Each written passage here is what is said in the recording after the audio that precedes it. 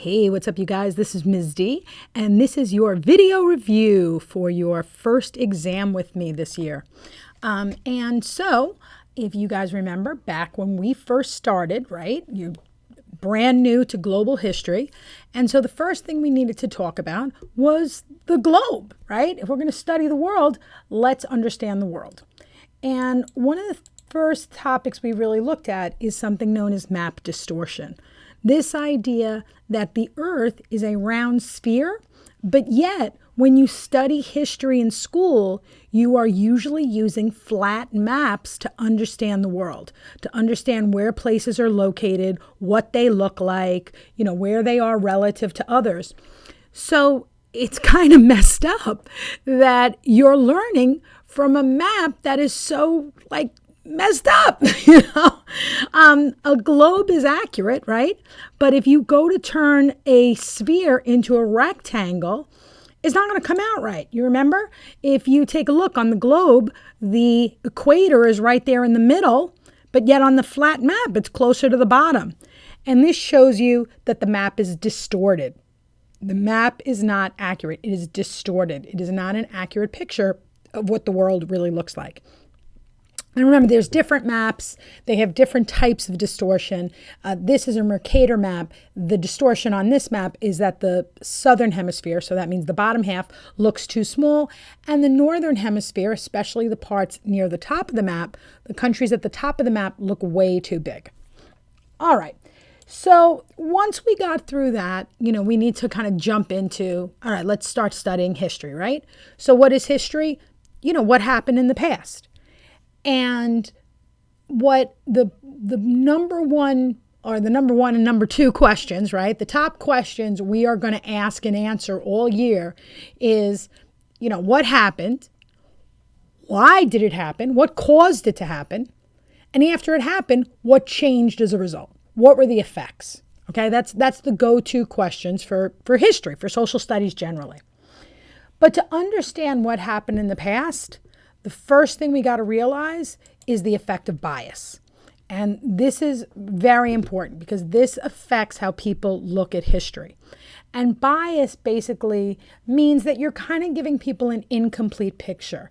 You have your thumb on the scale, right? You have a group that you favor or a group that you dislike.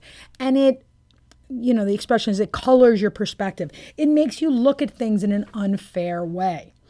And this can be very dangerous in history. If you use bias, if you allow bias to, change your view of history, right? If you look at a war and you ask only people from one side what happened, they're going to make their side look good. They're going to make their enemies look bad. So it is very, very important for historians, if they want to give an accurate picture of what happened in the past, they have to control for bias. And the most important way to prevent bias from getting into history is to make sure you use multiple points of view. You need to get, as many different types of people, who reflect every different interest group. You've got to bring all of their opinions together, all of their views together. And only after seeing all of them do you have are you going to be able to even attempt to try to reconstruct what happened in the past, all right? So again, to control for bias, we use multiple points of view. The other thing we talked about is that when we look at causes and effects, right? We talked about the fact that if it is a really big, important event, it's a really big, huge change in history, generally speaking, the rule is it will never be caused by just one little thing. If it is this huge, mind-bending, amazing, revolutionary change, it's not going to just have one effect. It's going to have lots and lots of causes and lots of effects. And so often when we try to study these things, we put these causes and we put these effects generally into three baskets, as you will. Three baskets is usually what we talk about. And in global history, as well as in U.S. history later, you always talk about social, political, economic. When I say social, you say people. When I say political, you say government. When I say economic, you say money. So what do I mean by social? What do I mean by people? If how does this affect how people live? Does it affect how they speak? Does it affect how you treat women versus how you treat men? Does it affect how you treat children? Does it affect, what group, whether this group gets along with that group? Does it affect how you pray? Does it affect, your religion, your language, how you dress? All of those things, if it affects how people live, that is considered social, okay? Political is government. That is power. Who has power? Who doesn't have power? What kind of laws get passed? How do laws get passed? Is it just one person who calls the shots? Or is it, does every citizen get a voice? Those are all political government issues. And the final kind of basket, the final group of, causes or effects is economic. Money. How does it affect money? How does it affect wealth? Who is rich? Who is poor? What kind of businesses make lots of money? What if you, who determines who gets what? What product is worth a lot of money? Who has a lot of these products that are worth a lot of money? And we use the term resources. What resources are valuable? What resources are necessary? All right. So once we got through that, there's kind of one other, besides social, political, and economic, there's one other thing you should be aware of, and that's the effect of geography. In addition to social, political, and economic, you should also be aware of geographic issues, basically issues related to location. I can tell you that your geography, your environment, if I know what the land looks like, if I know where you are located on the globe, I can usually get a sense of an idea about your society. That, if your society is hard to get to, you will have a very different society than a society that's located on a coast or on a river where everybody can access you, where everybody can get there. If you have lots of natural barriers versus very few, if you live where it's cold versus you live where it's hot, you will have a very different lifestyle, okay? So again, the geography, your environment, the land features, that is going to affect how people live. In addition, when people live in a particular area, in a particular geography, in a particular location, oftentimes people will change the environment. They will change the location to make it work better for them. All right. So people affect the environment and the environment affects people. And again, when I talk about land features, I'm not just talking about land. That means the location of oceans and lakes and deserts and rainforests and jungles and what have you. All right. Another example of geography, which some people don't realize, is climate. Sometimes people don't realize that climate is actually an issue of geography, because a lot of people think that climate is the same thing as weather, and it isn't. Okay, weather and climate are similar, but they're not the same. Weather is, I look out the window. Is it raining? That's today's weather. Tomorrow, it could be sunny.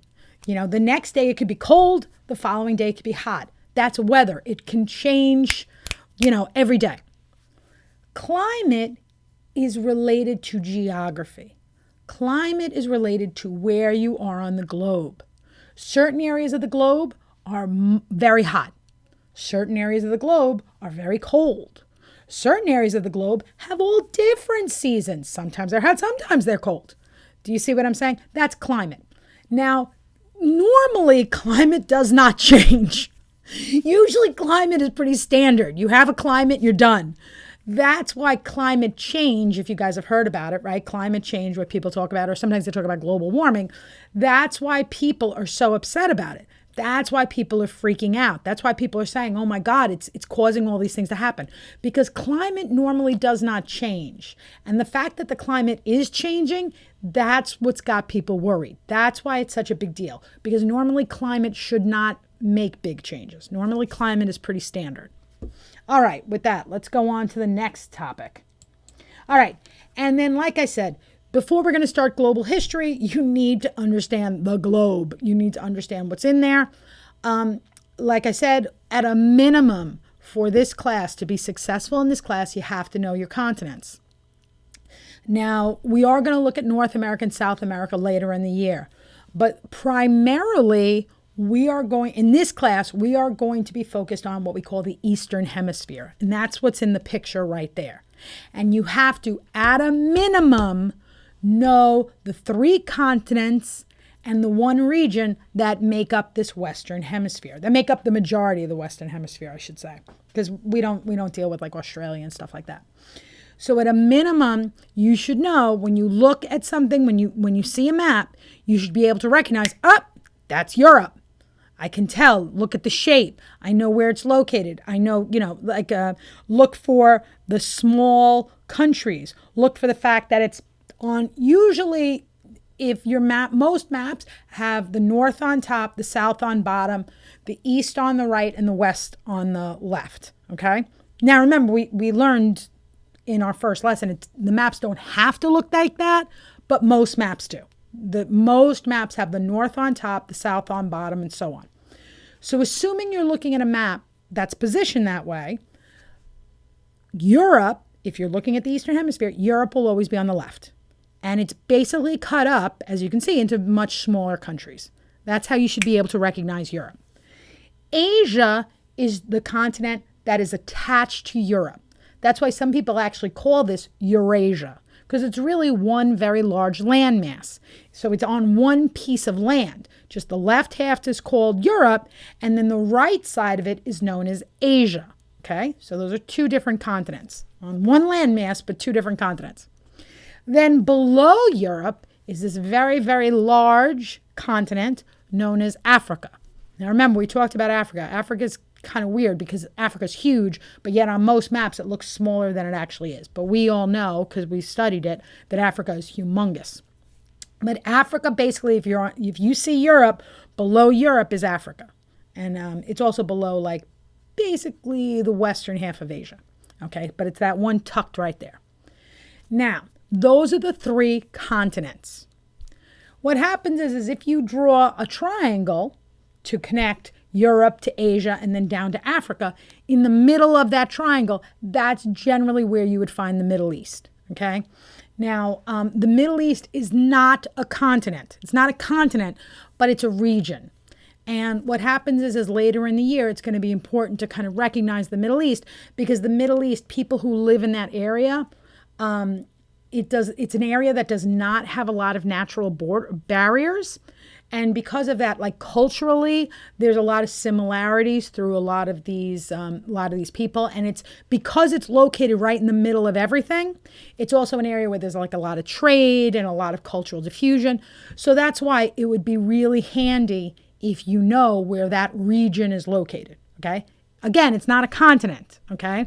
You can be part of the Middle East and be part of Europe. You can be part of the Middle East and part of, actually, I take that back. Most of the Middle East is basically in Asia. And then that corner of Africa, that's Egypt, that is also considered the Middle East. But the majority of the Middle East is part of Asia. Okay. So with that, let's keep moving. All right. So now that we have our very basics, right? We understand how history is made. We understand social, political, economic. We understand what geography is. And we at least have a ballpark idea of what the world looks like, right? We understand our continents on the Eastern Hemisphere. Now it's time to look at some civilizations. Let's get this show on the road. Well, the first thing we need to do is, how do civilizations start? All right. And what happens is if you take a look at the picture on the right, you see how I have like the bunny, he's dressed like a farmer. And I have a big slash through it because animals don't do that. No wild animal farms, right? How do they look for food? They hunt and they gather. It's true for animals. It's true for early man. That's why I have that little picture. You see like the cavemen with their spears hunting animals.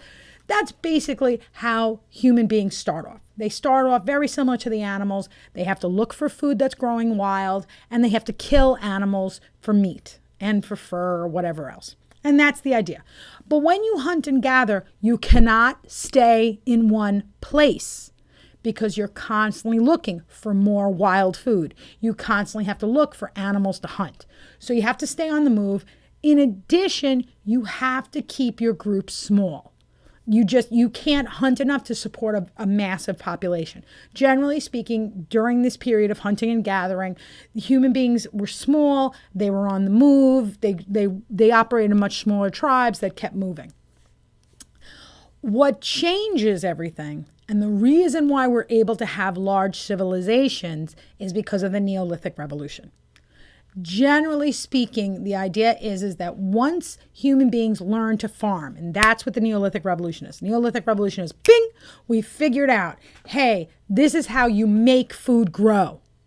Instead, or, when it comes to meat, instead of me going out and hunting some wild creature, I'm going to keep, this animal in my backyard. I'm going to keep it penned up in my, on my farm. And, when I get hungry, I can just go into the backyard and kill some animal. I don't have to go hunt it in the wild. It's sitting right back there. Nobody's hunting, if you go to Kentucky Fried Chicken, no one is out hunting wild chickens. You know what I mean? They're in the back of some farmer's farm and he just cuts their heads off and we're good to go. All right? So that's the idea. Once you have the Neolithic Revolution, now it's much easier to access food. And as soon as you get lots of food, you can automatically get lots of people. More food, more people. The other thing about farming, the other thing about domesticating animals is you can't move around as much. You got to stay put. You got to stay in the same place. And once you start staying in the same place and you have lots and lots of food and lots of people, now you start developing civilizations. Now you start living in big groups. Now you start building cities. Now you start building buildings. You start like basically what we think of today, where you have towns and things like that. And the only reason you can do that is because you've learned how to farm. Because no one's going to stick around if they're going to starve to death.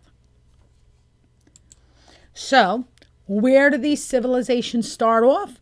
The major civilizations, the earliest civilizations, are located in river valleys. All right. And that's what they all have in common. And these are the first 4 earliest civilizations on Earth. Okay.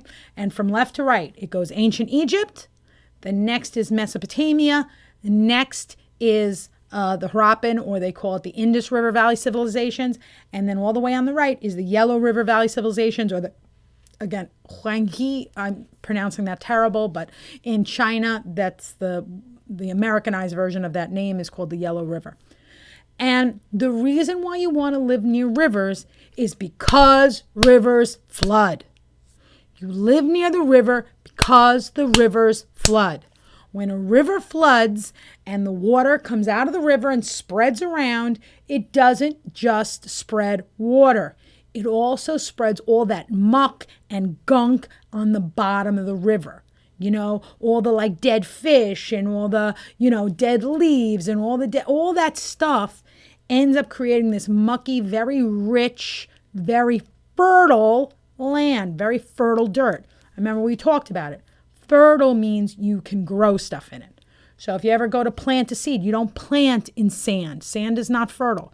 But if you've ever gone to the store and bought a house plant, you'll see the dirt in that plant is usually really, really dark brown and moist, and you can feel it. That is fertile dirt. Stuff can grow in it. And what happens is when the river overflows, when it brings all that mucky muck dirt out of the river and spreads it around, now these civilizations can grow lots and lots of food because the land stays fertile. It stays fertile because these rivers flood. Now, once you have lots of people living together, the rules change. When you are a small group of people running around, hunting and gathering, you don't have to be that formal. You're just kind of hanging out. If somebody annoys you, punch them in the face, they leave or whatever. You don't need very formal things. But once you have huge groups of people living together, you need a written language. You're not going to be able to just talk to somebody else. You're not going to be able to talk to everybody in your town, talk to everybody in the city. Eventually, you're going to need to start writing things down, right? You're going to start having laws because you have a ton of lots of people together. Somebody's going to act the fool. Somebody is going to do something wrong that's going to, and you need to have rules for everybody to live by. That way everybody gets along. You're going to have a much more formal religion. Suddenly, it's not enough to say, oh, there's the gods or whatever. You're going to start having like people who work as priests. You're going to start having rules. This is how we worship. This is what's good. This is what's bad. This is what the gods like. This is what makes the gods angry. And suddenly you start having much more formal religion. It becomes much more organized, and there starts to be many more rules around how you worship. Social classes. Social classes just refers to the fact that not everybody is equal. Again, when it's those cavemen running around in a small group, everybody's basically the same. You know what I mean? Like you can't get too full of yourself. But once you have lots and lots of people, you tend to have like one group of people who are in charge and one group of people who are, the lower class or the ones who do all the lousy work, and other people who don't have to work at all, and, all the ones in between. Finally, you have things what they call public works or infrastructure. So, for example, in my house might have a fence. That fence only works for my house. But you live in a town, you live in these large civilizations, you're going to need to build things that everybody gets to use. Like the street in front of my house. The street in front of my house is not my private road. Everybody on the street uses it. Everybody in my town can use it. Everybody in the country can use the street. It is a public work. It is infrastructure. It is something that everybody gets to use. Now, my backyard? No. You don't get to come in my backyard. My backyard's private. That's only for me and my family and who I invite. But the street is public. You got me? The post office is public. You know what I mean? The park, if there's a park outside, everybody gets to use the park. You don't get to use my backyard, but we can all meet at the park. All right? So, as I said, there are 4 river valley civilizations. You must know them, and you should be able to recognize them on a map. That would be a good idea. And again, starting at the left, this is Egypt, okay? That is ancient Egypt. It is located on the Nile River, and Egypt is in the corner of Africa. It is on the continent of Africa, just on the corner, and generally Egypt is considered part of the Middle East because culturally it's very similar to other countries in that region, all right? So it is on the continent of Africa, but it's considered part of the Middle East. And again, that is the Nile River. And the Nile River is where the civilization of ancient Egypt grows up. Okay? Next is Mesopotamia. Mesopotamia is also in the region known as the Middle East, but this is considered Asia. Okay? This would be considered Southwest Asia, or like Central Asia, sometimes it gets called. But this is Mesopotamia. There are 2 rivers in Mesopotamia, the Tigris and the Euphrates. So that's where the word Mesopotamia comes from. It comes from land between 2 rivers. All right. Next is the Indus River Valley civilization. The Indus River Valley civilization is also in Asia. This civilization is actually located in India. Indus River, India, makes sense, right? And it is located on the, wait for it, Indus River. That's where the name comes from. I mean, the important cities are like called Harappan and like Mohenjo-daro, but if you just know Indus River, I'm good. And then the final civilization. Final civilization is again Huanghe, which is a terrible pronunciation. I apologize to anybody who is fluent in Chinese, in Mandarin or what have you. But that translates to Yellow River. Okay, that translates to Yellow River. And this is a civilization that begins in China. So that's why China is, of course, part of Asia. It is on the east coast of Asia. So it's very, very far east. It is like right next to the ocean. And this is also part of Asia. All right. So as I said, all 4 of these civilizations have certain things in common, right? The language, the laws, the religion, the social classes, public works. That's basically true for all of these early civilizations. But you should also be aware that each civilization has certain things that are unique just to them. All right. So there's certain features that are unique to each of these four civilizations. So for example, ancient Egypt, you guys probably remember this from middle school, right? These are the guys with the mummies and the pyramids, and they worshiped all the Egyptian gods. And in fact, the pharaoh is considered one of these Egyptian gods. That's why he gets to be in charge. They call him, a god as well. But what you need to know for me, for social studies, for global history, for high school, is the fact that Egypt's nickname is the gift of the Nile. That you have to remember, this is, the corner of Africa, this part of the world. Its climate is very, very hot. If you move to, the left side, if you move towards the west of this river, you're going to run right into the desert, okay? So that's why they called this civilization the gift of the Nile. The ancient Egyptian civilizations grow up right hugging that Nile River, very, very close to Nile River, because the Nile River was great because it used to have floods, but not just any flood. It was a gentle flood. It wasn't the kind of flood that would kill people. It was a gentle flood. They actually knew when it happened. They could time it. They knew it by calendars. They could track it. And these floods would come like twice a year. And when it flooded, it would, leave behind fertile land. They had irrigation systems too, which we're going to talk about in the next unit. But this ends up allowing and enabling a civilization to grow up in a climate that was really, really hot. But it's because of the Nile River. Okay, so that's why it's the gift of the Nile, because these gentle floods left behind. I just realized I spelled that wrong. I spelled it as Gentile. It's Gentl. Sorry. Gentle floods. Sorry. Spelled that wrong. Gentle floods. The gift of the Nile, because it had gentle floods that left behind a lot of fertile land. All right, now we're going to get to Mesopotamia. What is unique about Mesopotamia? Remember, Mesopotamia, land between two rivers. One of the things that I'd like you to focus on is what you see in the picture there, that which is one of the great cities in Mesopotamia, was a walled city. So this wall would be an example of a public work, right? It'd be an example of infrastructure, because this is something that is man-made, right? It was built by the people of the city, but everybody in the city benefits from it, right? That's what makes it a public work. And the reason they had to build this wall is because of their geography, because of the land features. This was an area that did not have natural barriers. So the people adjust the environment. They adapt the environment to suit their needs. So, there's no natural barriers. We will build a barrier. And the barrier they build is a wall. The other thing that Mesopotamia is known for is the Code of Hammurabi. That's actually from Babylon. Long story short, Mesopotamia is an area with a few different civilizations that were in there. You don't have to know them all.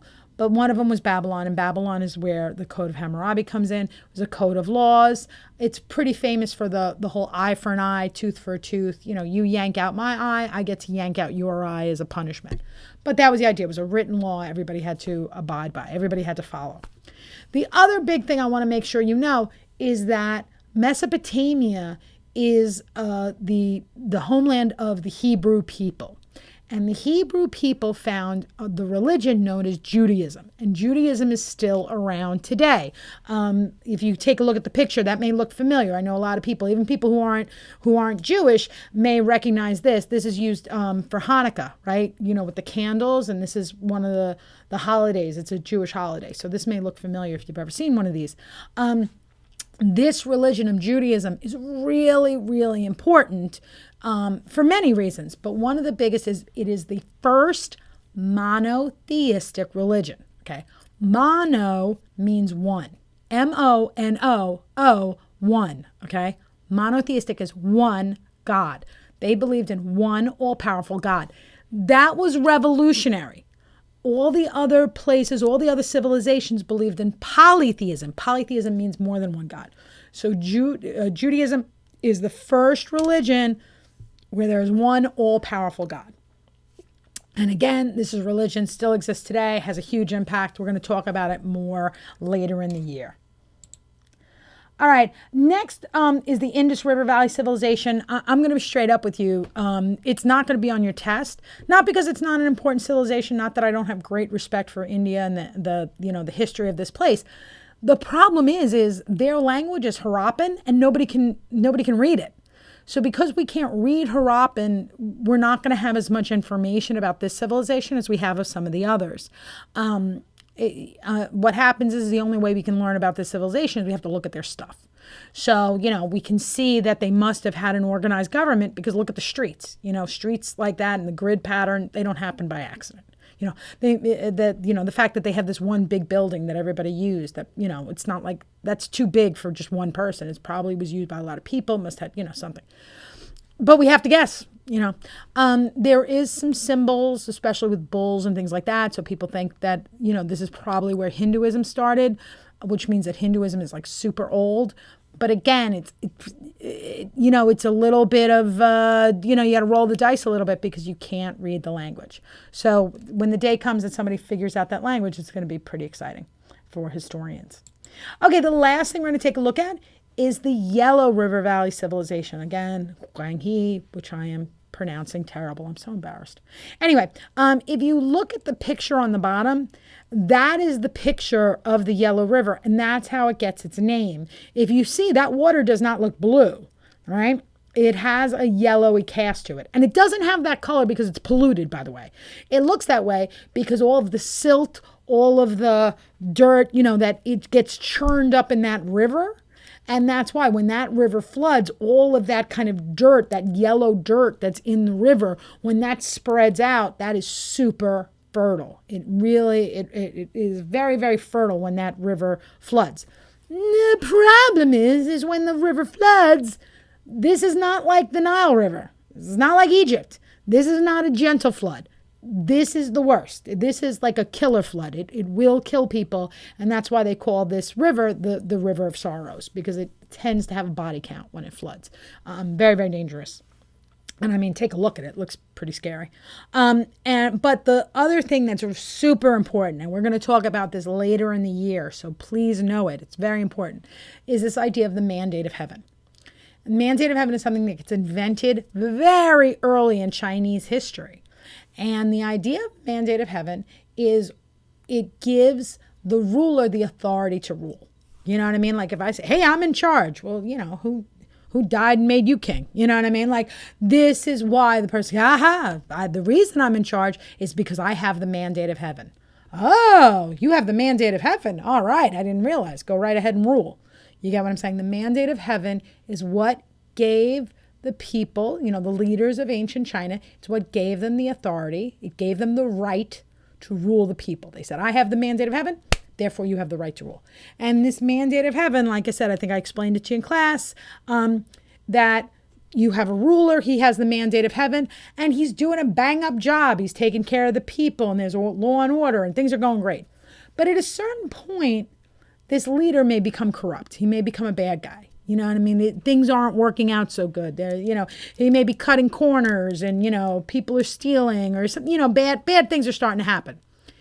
And what happens is according to this belief is that as the ruler stops doing such a good job, you're going to start seeing that there's going to be wars. You're going to start seeing that there are natural disasters. All these bad things start happening. And that is a sign that the gods have decided you no longer have the right to rule. This bad stuff is the gods saying you have lost the mandate of heaven. When the bad stuff starts, that's the gods saying you no longer have the right to rule.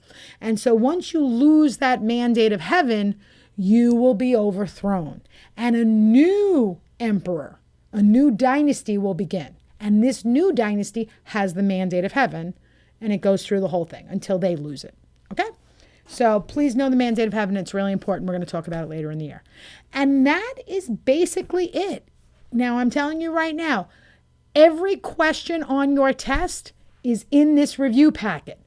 But not everything on the review packet is on your test. Okay? But it's all important, so please learn it. All right. Best of luck. I look forward to seeing you in class on Tuesday. Bye, guys.